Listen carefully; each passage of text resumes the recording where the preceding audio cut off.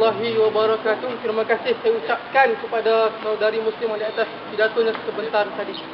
Rakan-rakan mahasiswa-mahasiswi Universiti Kebangsaan Malaysia, rakan mahasiswa-mahasiswi Cakna yang dikasihi, perlu diingat bahawa malam memang tidak berbau.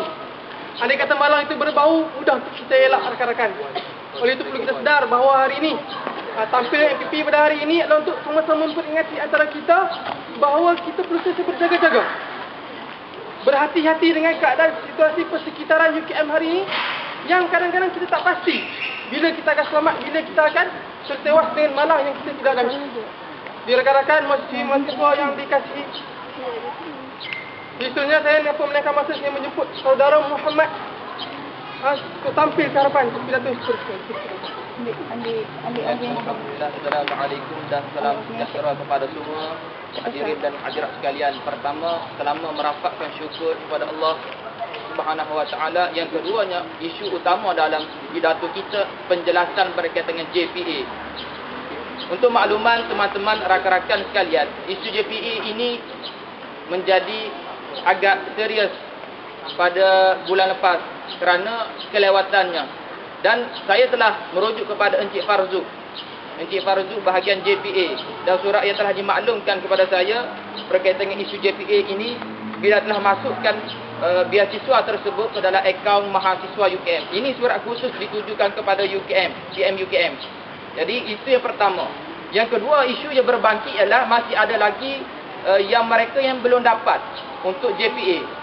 Jadi berkaitan dengan mereka yang belum dapat ini, mengikut makluman daripada pihak JPA, mereka tidak diaktifkan nama oleh pihak pentadbiran.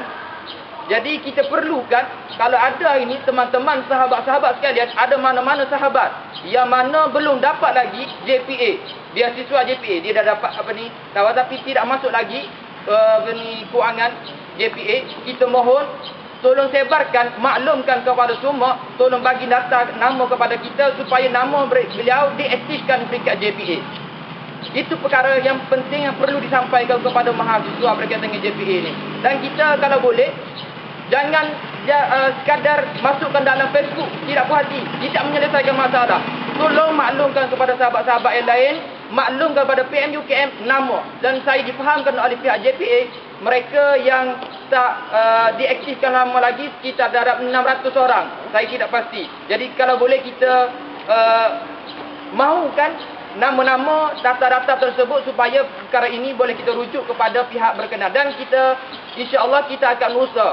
Kita akan usaha supaya kalau dekat kita, perbincangan kita dengan PM UKM dengan pihak JPA tidak ada penyelesaian yang baik, kita akan panggil pihak JPA sendiri berbincang dengan mahasiswa yang tidak ada, yang tak masuk lagi beasiswa tersebut. Itu isu yang pertama. Dan saya kira apa-apa saja berkaitan dengan isu berkaitan dengan JPA boleh dirujuk kepada PM UKM. Yang keduanya ialah berkaitan dengan isu anjing. Isu anjing atau binatang haiwan liar. Pada bulan 3 yang lalu, Saudara Ahmad Fahmi telah merujuk perkara tersebut kepada Pegawai Keselamatan dan juga telah merujuk kepada Majlis Pembandaran Kajian MPKJ. Isu sekarang ni, anjing semakin meliar. Anjing semakin meliar, bahkan anjing makin menjadi-jadi. Apa kejadahnya? Macam rancangan TV7 lah.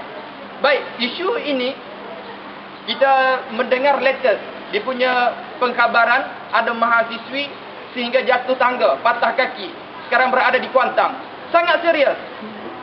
Soal keselamatan adalah soal yang perkara penting. Dalam mana-mana perkara, dalam mana-mana dunia, bahkan dalam mana kondisi, safety adalah perkara yang pertama. Keselamatan itu perkara yang pertama. Jadi kita perlu selesaikan perkara ini dalam keadaan konteks yang sesuai. Kita faham dalam soal birokrasi, kita faham dalam soal prosedur dan sebagainya. Akan tetapi di peringkat kita PM UKM, kita akan cuba sekarang ni Saudara Ahmad Fahmi telah mendapatkan data-data kes, yang sebagainya untuk dirujuk kepada MPKJ supaya perkara ini boleh bertindak balas. Supaya ada satu tindakan efektif, supaya ada satu tindakan yang konkret yang boleh dilaksanakan antara UKM dan juga pihak MPKJ dan sebagainya.